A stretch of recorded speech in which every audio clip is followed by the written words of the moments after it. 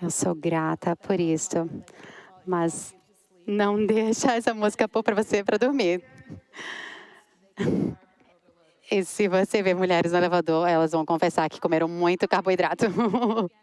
Eu estou aqui nessa semana. Parece que realmente é uma reunião quando a gente vem para esses eventos do Revive, do Aviva Nossos Corações, porque eu vejo tantas amigas queridas como a Nancy e outras. Mas este ano, eu tenho aqui o maior grupo de familiares, de amigas do ministério, amigas da igreja, minha, minha filha, minha mãe e a minha filha Autumn, minha mãe Kay e minha nora. E tem 10 outras da minha igreja e do ministério.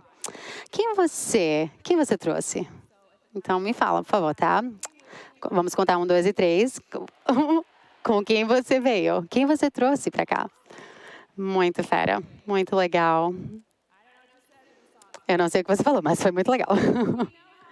Você sabe como é significativo cada pessoa aqui e como você tem recebido do Senhor e na medida que você está processando tudo que você está escutando de Deus, a palavra dele, e quando você vai compartilhando tudo que está no seu coração, você está trazendo uma ou outra mais perto de Cristo Jesus. Vocês são muito importantes um para o outro. E eu creio nisso faz muito tempo. Desde pequenininha, eu tenho lido o capítulo 2 de Atos e tenho orado para que isso seja verdadeiro na minha igreja. E isso é que eu amo de Aviva Nossos Corações, porque eu realmente anseio para coisas grandes assim acontecerem na nossa igreja, na nossa vida. Coisas assim que Deus tem a intenção que aconteçam, coisas que a gente lê na Escritura, para isso acontecer na nossa vida. Então, eu estava muito animada para falar sobre enraizadas na comunidade. E lendo a palavra de Deus, eu vi uma passagem de Bonhoeffer. Você gosta dele, né? Eu gosto dele também. E realmente me pausou e me deu novos olhos para essa mensagem. E você é grato pelo corpo de Cristo? Na comunidade cristã, gratidão é o que é em qualquer lugar. Só aqueles que dão gratidão para as coisas pequenas recebem coisas grandes.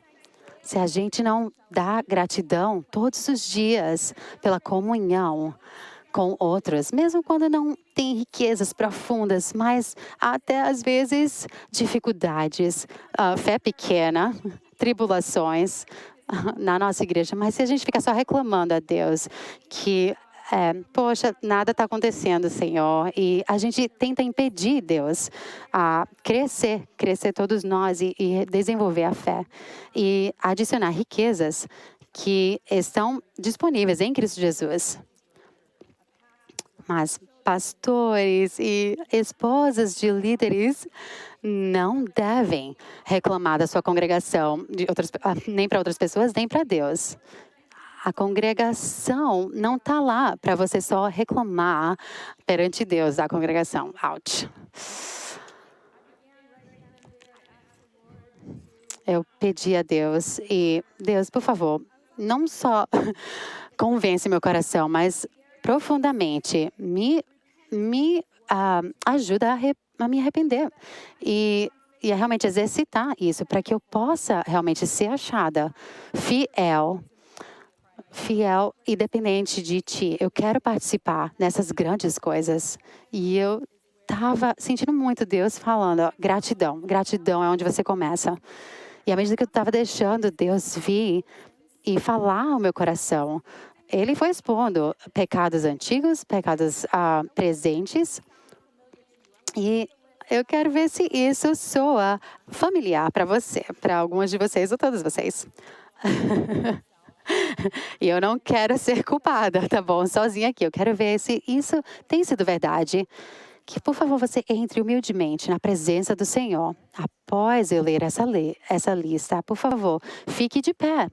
Se qualquer uma dessas coisas nessa lista refletem do seu comportamento. A gente está realmente trabalhando aqui na verdade. você tem recentemente, ano passado, intencionalmente chegado atrasado na igreja para você não ver pessoas? Algumas pessoas especificamente. Elas já estão se levantando. Eu ia deixar você se levantar mais no final, para você não ficar envergonhada. Mas, então eu espero. E a gente faz todo mundo junto, tá bom? Você, no passado, recentemente, tem estendido, alongado o seu verão, a sua viagem, para você não ir para a igreja. Você tem reclamado porque o seu esposo ou o seu pastor quer que você hospede algum evento na sua casa. Isso tem estressado você muito. Você tem reclamado a Deus, mas realmente identificado isso como, eu tenho um coração discernido. Você está somente assistindo igreja online de casa, no seu pijama? Você tem decidido só continuar ainda assistindo igreja só online?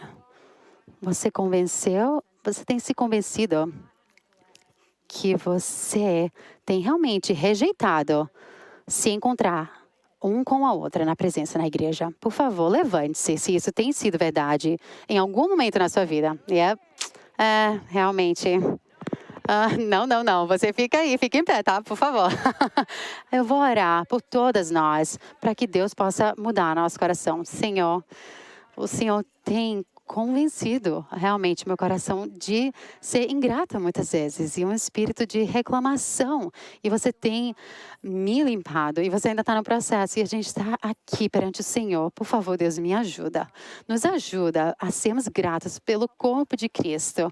Por favor, nos ajuda como a gente pode participar de reavivamento para participar nas coisas grandes, das coisas que o Senhor quer para nós. E como a gente pode participar mais em ser cada vez mais como Atos 2. Em nome de Jesus, amém. Abre lá, por favor, a sua Bíblia, se você não está surpresa ainda, no capítulo 2 de Atos.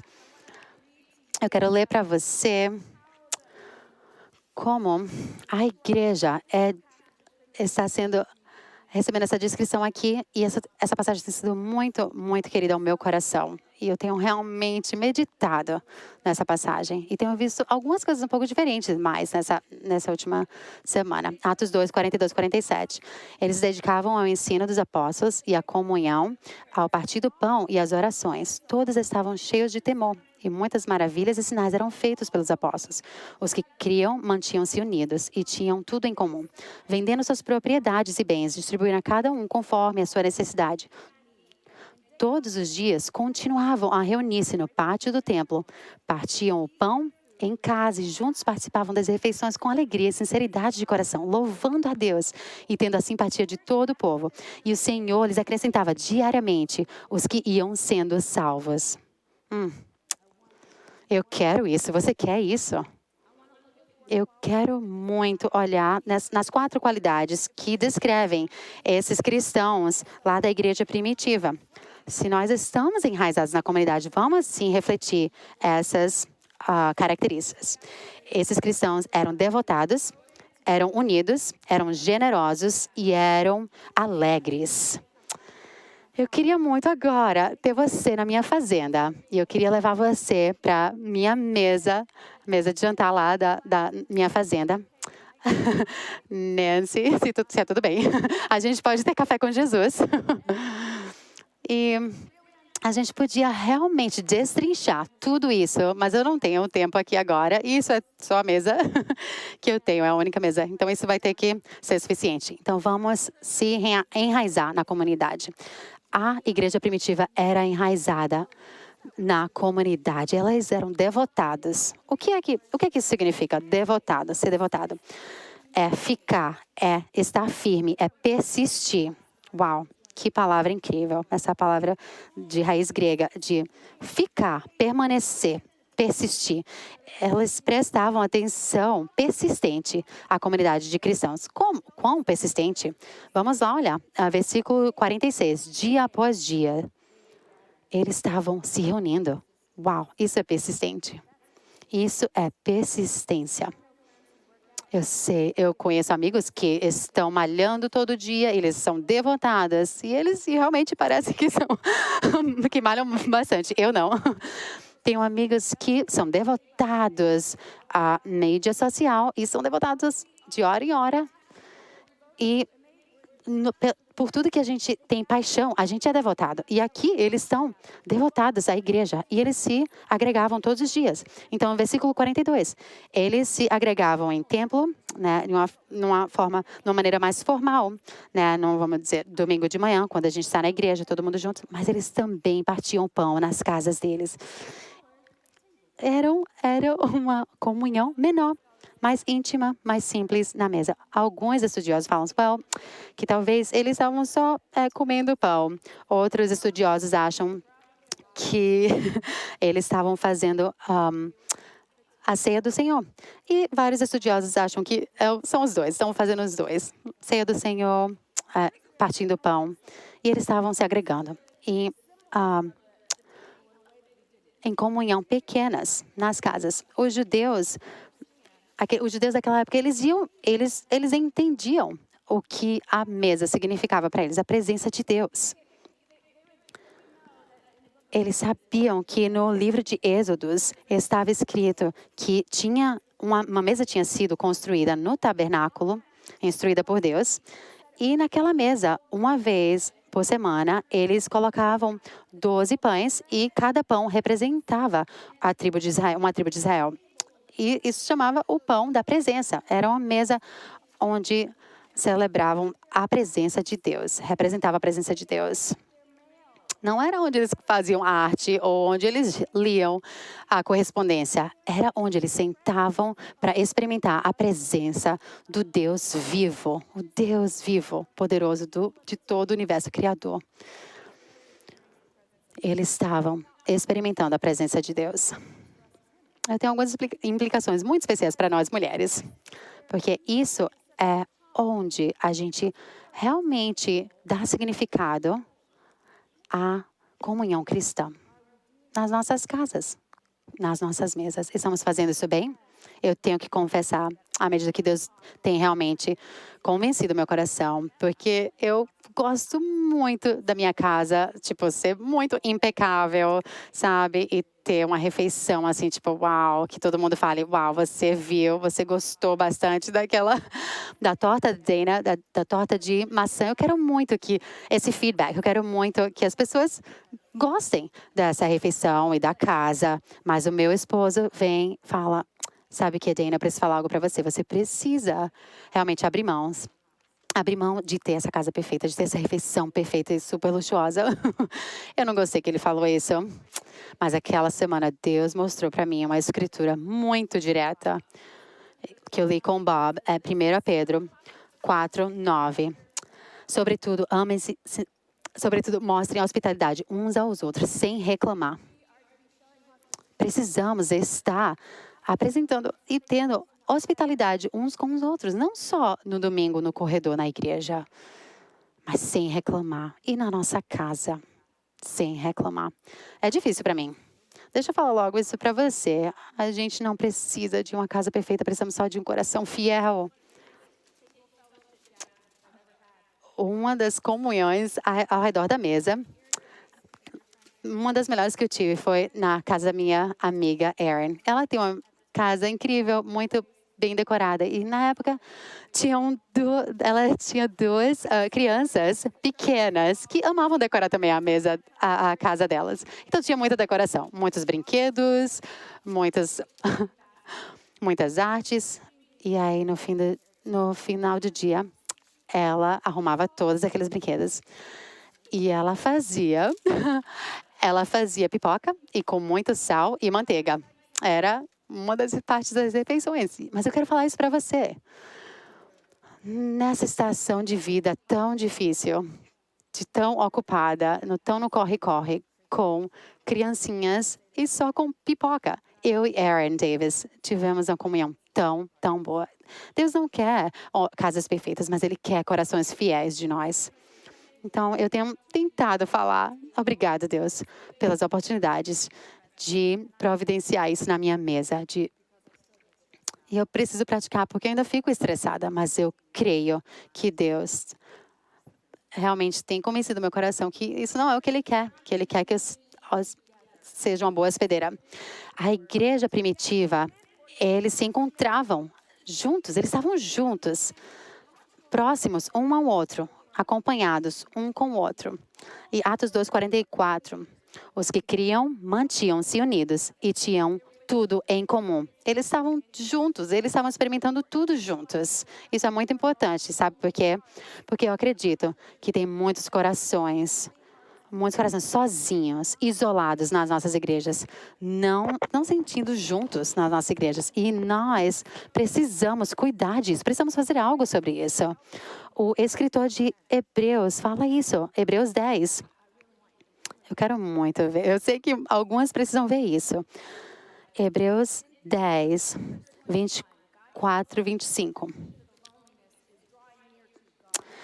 A prescrição de solidão é estarmos um com o outro, nos encontrarmos um com o outro. Consideramos uns aos outros para nos incentivarmos ao amor e às boas obras. Não deixemos de reunirmos como igreja, segundo o costume de alguns, mas procuremos encorajar-nos uns aos outros. Ainda mais quando vocês veem que se aproxima o dia. Precisamos nos aproximar de Deus e aproximarmos um do outro. E esses dois aspectos são críticos e muito importantes. Eu sei que nós somos sensíveis em áreas diferentes e diferentes necessidades, mas durante a pandemia, eu tenho certeza que muitas de nós realmente entramos no hábito de não nos encontrarmos. Well, eu estou gostando de igreja online, de casa, assistindo de casa. Algumas pessoas estão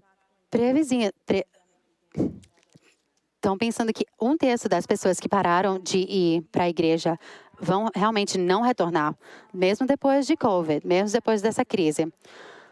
Por favor, não seja assim. E se você entrou nesse hábito, por favor, saia desse hábito. Estar sozinho e isolamento é onde Satanás trabalha. 1 Pedro 5:8. Estejam alertas e vigiem. O diabo, o inimigo de vocês, anda ao redor como um leão, rugindo e procurando a quem possa devorar. Alguns anos atrás, o meu amigos na missão lá foram para a África. Não tinham tigres e não tinham ursos, mas, assim, eu não lembro muito dos animais que tinham lá. Mas, quando a gente chegou lá na África, quando a gente estava lá no Jeep com o naturalista lá da trilha, no começo a gente estava seguindo esses 4 leões. A gente podia ver que realmente esses leões estavam realmente comunicando um com o outro e estavam realmente caçando. E de repente, tinha uma besta assim, pro lado. E estava sozinha. E estava confiante. Well, essa besta vai ser comida por esses leões. E eu falei pro meu amigo, como você sabe disso? Porque eu estava realmente torcendo pela besta. Well, porque está sozinha. O amigo falou, porque está sozinha. E Satanás quer que você se isole. Satanás quer que você fique sozinha para devorar você com egoísmo, com pecado. Leões estão procurando presa e presas sozinhas. E é o que Satanás faz. Não, peraí, talvez você esteja falando, eu tô indo para reuniões, eu tô me encontrando com amigos, mas eu ainda tô me sentindo sozinha. Deixa eu sugerir para você que verdadeira comunhão não acontece quando a gente está vindo como pessoas perfeitas, como pessoas. A igreja não é um clube que todo mundo é o mesmo e todo mundo é perfeitinho. Não. A igreja é um hospital. A comunidade, a comunhão verdadeira em igreja acontece quando a gente vem humildemente, precisando de Jesus. E quando a gente não está com medo de falar o pecado um para o outro. A igreja é um hospital para todos aqueles que entendem que estão doentes e em uma recuperação continuada de uma condição fatal. Então, isso eu queria dizer muito para vocês. Eu estava sozinha por um tempo. E mesmo na mesa com 4 amigas.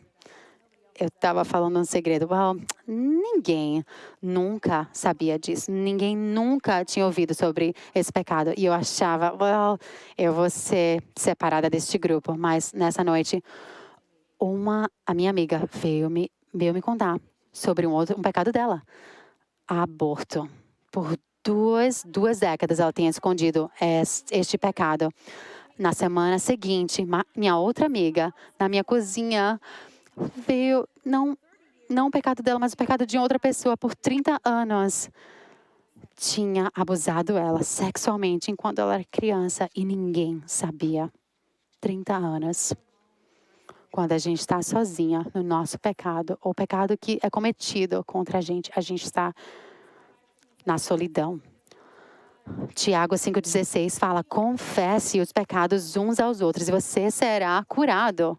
Eu não posso falar o quanto que a minha vida é testemunho disso. Eu sei, eu entendo totalmente porque eu vivi isso, eu já vivi isso. Mas no outro lado tem uma liberdade que você nunca vai experimentar se você não confessar o seu pecado. Deus, Ele nos perdoa. Ele nos perdoa e Ele libera esse perdão para nós. E Ele coloca outras pessoas ao nosso redor para nos ajudar. Contem a outras pessoas sobre o seu pecado. Confesse e seja grato que você tem irmãos verdadeiros em Cristo que você pode confessar com segurança. A igreja primitiva estavam comprometidos com generosidade. É algo novo que eu vi no versículo 45. Vamos lá, em Atos 2, 45. Vendendo suas propriedades e bens, distribuíam a cada um conforme a sua necessidade. Eles estavam suprindo a necessidade uns dos outros. Fiéis judeus, naquela época, eles sabiam que isso tinha um significado muito especial. Era algo que devia estar acontecendo através da lei do Antigo Testamento. Lá em Deuteronômio 15, 7, 8.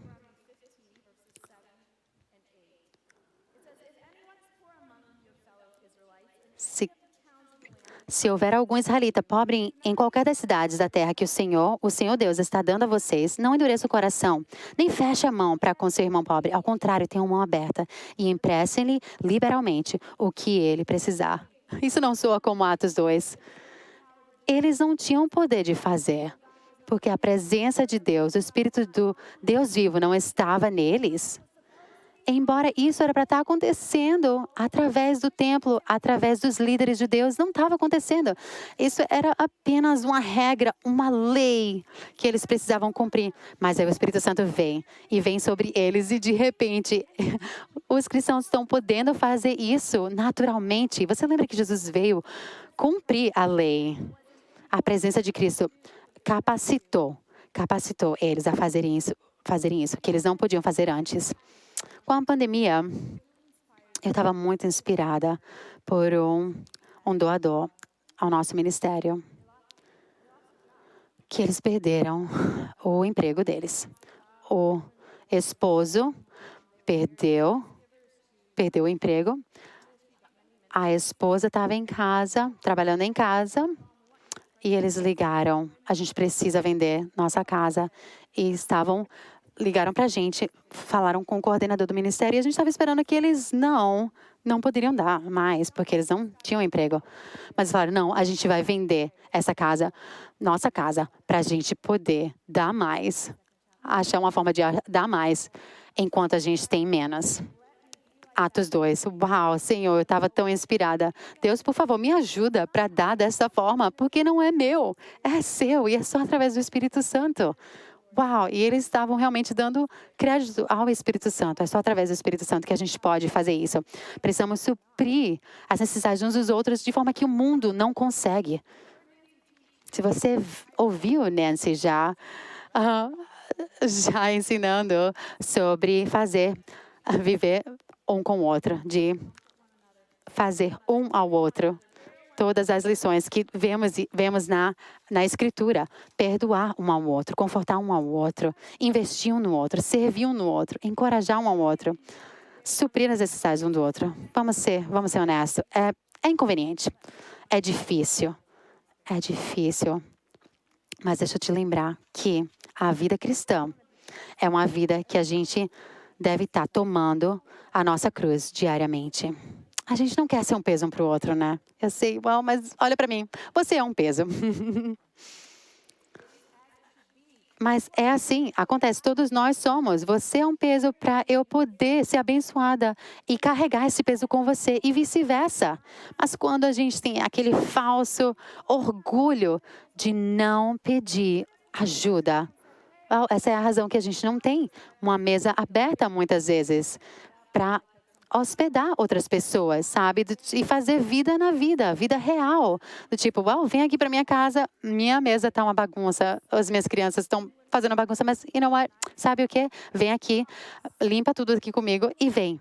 Eu quero hospedar você. Mas Jesus fala isso exatamente em Mateus 16, 24 e 25. Leve a sua cruz. Se alguém quiser acompanhar-me, negue-se a si mesmo e tome a sua cruz e me siga. Se a gente segue a Cristo, a presença dele vem a nós e vem em nós e através de nós, que de forma que o mundo não compreende. No mundo que descarta inconveniência, relacionamentos de peso e obstáculos, ao ponto de ser conhecido como uma cultura de cancelamento. Deixa eu te falar uma coisa, irmã. Quando você tem uma amizade que se torna difícil, você não cancela a amizade, você não cancela a pessoa, mas você perdoa. Quando você está num casamento que está bagunçado, num mundo que descarta relacionamento ao ponto de divórcio, deixa eu falar, irmã. Você não é uma boba, não é uma tola em fazer parte da história de redenção de Cristo na vida de um homem, do seu esposo. Deus não quer que você esteja num relacionamento abusivo. Mas se você está casado com um esposo que, deixa a meia lá no meio da sala, sabe? Como todos nós aqui que somos casadas entendemos. Suportem uns aos outros, inclusive do seu esposo. No mundo que descarta inconveniência e pesos em relacionamentos ao ponto de chamar direito da mulher o aborto de um bebê. Eu quero que você saiba, irmã, que quando Deus forma uma criança dentro de você, Ele está convidando você a se colocar na cruz. Ele está, como ele se colocou na cruz, Ele está pedindo para você abrir mão da forma que você tem vivido e a forma que você até desejaria viver. E você está trazendo, e Deus está trazendo um novo significado para a sua vida, para receber um ao outro, cuidar um do outro e servir um ao outro. Precisamos ser uma mulher que fala, obrigada, Deus, pela bagunça e pelo peso de levar o peso um do outro. Da minha irmã. A igreja primitiva supria isso e experimentava isso com corações alegres. Será que isso significa que tudo era, sabe, um mar de rosas? Não, claro que não. Eram cristãos que estavam, algumas semanas depois, terrivelmente, muito com muito medo, pelo governo que estava suprimindo eles, o governo que estava oprimindo e estavam escondendo para salvar as próprias vidas. Mas temos todos os momentos assim, momentos de tristeza. Eu queria muito que meu trabalho fosse só, ler a Bíblia e escrever livros e se encontrar com pessoas, mas não. Muitas vezes é um trabalho tedioso, às vezes. Olhar no calendário e ver, eu preciso concluir isso, eu preciso concluir aquilo, responder vários e-mails que amigos falam e colegas de trabalho falam, você precisa terminar isso, você precisa terminar aquilo. Você também tem esses momentos que, tipo, ai, Deus, por favor, me ajuda a terminar esse dia bem. Eu tive um dia assim, desse. E lá na igreja, com uma amiga, uma amiga minha convidou uma outra amiga, mas não me convidou a comer uma comida mexicana. E eu estava assim, eu não quero trabalhar, eu vou com vocês. Mas eu não posso nem colocar em palavras como eu estava, assim, tão cansada e estava tão desencorajada naquele dia. Mas a gente enfrenta isso, não enfrentamos? Com roupas para lavar e roupas para dobrar, com limpeza na casa, sabe? Mas sabe de uma coisa, Nancy? Comida mexicana, a gente pode conversar sobre Jesus comendo comida mexicana? Well, quando eu sentei naquele restaurante, meu coração estava tão pesado. Mas porque a gente conversou sobre o que Deus estava fazendo nas nossas vidas. Uau! Você sabe como é? Você já experimentou isso? Quando o Espírito está simplesmente se movendo no seu coração. E eu was like, wow, yay! Eu vou voltar para o meu trabalho e eu estou feliz porque eu tive essa comunhão com cristãos, com amigas, irmãs em Cristo. Mas quando eu estava estudando esse tema de alegria, Deus estava voltando a minha atenção constantemente. Como Deus estava pegando um marcador de texto santo e estava assim, olha essa palavra, aqui ó, apontando, sabe? Você já teve isso, sim? Eu também. Eu não sabia que o Espírito Santo estava me falando que eu precisava estar aprendendo essa lição de alegria por uma tribulação que a minha igreja ia passar logo depois. Uma tristeza que eu não queria, pela qual eu não queria passar. E choros e lágrimas que eu não queria derramar. Deus tem feito algo maravilhoso na nossa igreja através de Covid e da pandemia. Mas Satanás com certeza não gostou disso. Mas estamos sendo colocados a teste, à prova nessa tribulação. Mas felicidade não é uma condição das nossas circunstâncias. É como a alegria, que é realmente um trabalho miraculoso de Deus, independente do que está ao nosso redor. E eu estava até ontem de manhã pensando, Deus, o que o Senhor realmente quer completamente, que eu entendi completamente sobre isso. E eu me comuniquei com essa amiga Colette. Ela não sabia que eu estava nessa conferência, mas ela mandou mensagem para mim. Eu espero que Deus reavive a sua alegria. Uau. Wow. Você acha que isso... nem parece ser uma frase comum. Sério mesmo. E lá em Salmo 92:4, ela colocou isso na minha mente. E eu fui lá. Ok, Deus, estou seguindo a sua direção. O Senhor Deus. O Senhor Deus que me faz feliz. O Senhor Deus que me faz feliz. E até naquele dia que eu fui no restaurante com as minhas amigas, eu sei que não foram minhas amigas realmente que me fizeram ficar alegre. Foi Deus usando elas. Então, mesmo quando a gente passa por tribulações, é realmente a presença de Cristo que nos deixa alegre, verdadeiramente alegre. Não é a gente que realmente faz uma outra alegre. Nós somos pecadores. Nós precisamos temos muitas necessidades. Nós vamos realmente ferir um ao outro e vamos fazer besteiras.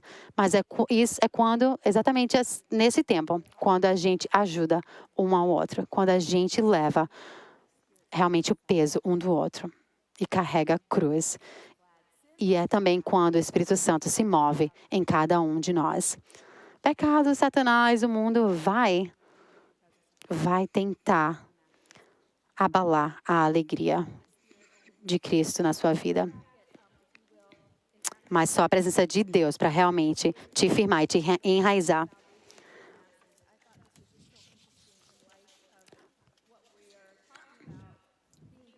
E falando sobre estarmos enraizados na comunidade, no meio de um mundo que está tão abalado e está tão conturbado. Em Atos 2, Pedro está falando, eu tenho visto a Deus. E Ele está na minha direita. E o meu coração está alegre e está regozijado. E minha carne meu corpo vai estar firmado na esperança. O mundo vai se abalar, mas eu não vou me abalar, porque eu estou em Deus. Eu vou me colocar na comunidade onde 2 ou 3 estão agregados e congregados. E realmente eu vou experimentar Deus, a presença de Deus lá. E eu vou ser grata por essa comunidade, independente do que aconteça. Eu vou ser grata a Deus. Não pela pessoa especificamente, mas que Deus realmente é a fonte da nossa alegria. Não importa as circunstâncias. Se você precisa exercitar e trabalhar na sua gratidão. Escuta isso. Eu sou realmente, como isso aqui, eu não sou grata suficientemente pela congregação, pela minha igreja, mas eu acho que eu reclamo. Acho que a maioria das pessoas não me veem dessa forma. Nem as minhas filhas, nem amigas. Mas Deus quer que nossos corações sejam santos. Nossa fonte de esperança, de vida, de alegria não é o mundo. É a palavra de Deus. E Ele quer que eu seja grata pelo corpo de Cristo, pela igreja. E eu preciso praticar minha devoção, minha generosidade, minha união. E aquele ponto, o quarto ponto que eu nem lembro agora. Mas é a alegria. E nesse tempo agora que Shane vai estar guiando a gente nesse momento de adoração e de música. Eu não quero que você levante ainda até você confessar. Confesse a Deus onde você tem reclamado ao invés de ser grata. Confesse a Deus em que área da sua vida que você tem reclamado ao invés de dar gratidão. Irmãs, eu quero muito ver avivamento, mas eu quero que isso comece em mim. Depois de você falar com o Senhor. Aí, então, é que eu quero que você levante e cante com Shane, mas fala com Deus primeiro, porque Ele é a fonte da nossa alegria.